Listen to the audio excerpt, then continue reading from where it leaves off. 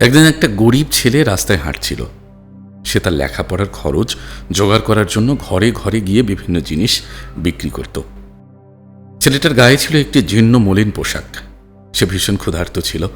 সে ভাবল যে পরে যে বাড়িতে যাবে সেখানে গিয়ে সে কিছু খাবার চাইবে। কিন্তু সে যখন একটা বাড়িতে গেল খাবারের আশা নিয়ে, সে ঘর থেকে একজন সুন্দরী মহিলা বেরিয়ে এলেন।